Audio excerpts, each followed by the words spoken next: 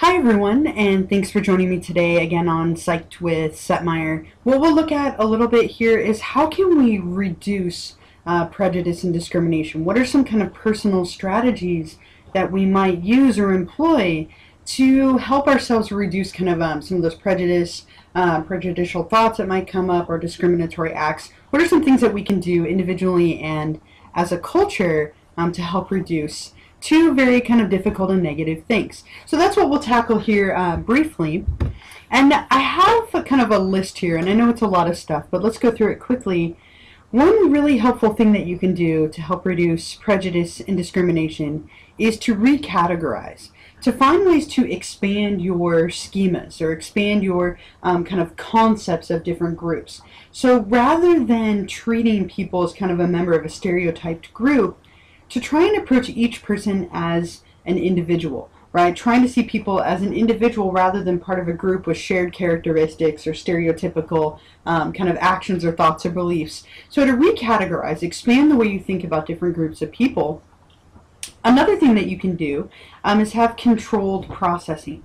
Try to train yourself to be a little bit more mindful of people that differ from you. So suppress your prejudice beliefs or challenge them. Actively think about them and try and control the way that you think about the world and that processing that you might have. Another thing is to be open-minded. Be open to new things. Don't make up your mind before you have enough evidence to do so. So always try and be open to new possibilities, new people, new ideas, new whatever, and try not to, again, make conclusions maybe before you have enough evidence. Another thing that will help with everything we've mentioned so far is to have improved group contact. Always makes me think of Breakfast Club, of the different people hanging out with each other, in this case by force, but still it has this effect of improved group contact. Hanging out with different people can increase your exposure to different groups, to different people that you might not normally have met. It will help you to recategorize and expand your schemas, which we talked about earlier. So hanging out with people that you might not normally.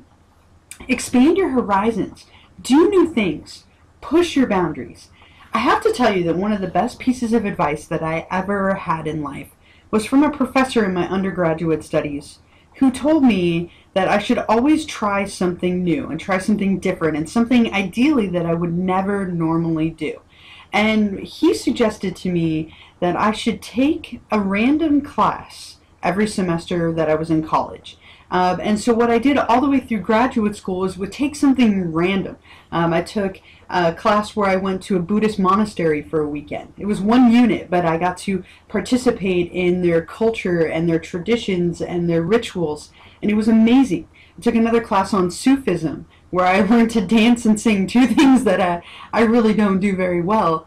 I took classes in ceramics. And I still, in my office right now, as I read this to you, have all these little ceramic bowls that weigh a ton and don't hold much. But I'm proud that I did it. I'm not an artistic person, and hanging out with people who are different from me and trying something new pushes me. It pushes my boundaries. I learned to play the guitar through this very same method. I took rhythm of resistance classes. The list goes on. Take a random class. Go to a random event. Do something that you wouldn't normally do to push and expand your horizons. Very similar to that, travel, especially somewhere that challenges your worldview. Leaving your normal environment and going to another country can very much help you to expand your schemas and view things in a very different way. Take a course on prejudice or racism or discrimination or some culture that you might be interested in. Take a course to understand the ideas of prejudice and where it comes from and what motivates it, to obviously help to reduce it. Make a commitment to speak up when you hear remarks that might signal prejudice. A difficult thing to do, but challenge not only your beliefs but other people as well when you feel comfortable and when it's safe. But don't accept it, not only in yourself but in others as well. And take advantage of any kind of cultural events. Make it a point to learn something new about different cultures. If there's a different event in your community, go to it. Right? Lots of festivals and things along those lines. Like we just had Multicultural Day here on our campus. Go to a different cultural event. Every time there's a month that honors a different culture or a different background, learn about it. Or we just finished Black History Month, right? So in that month, make an effort to learn.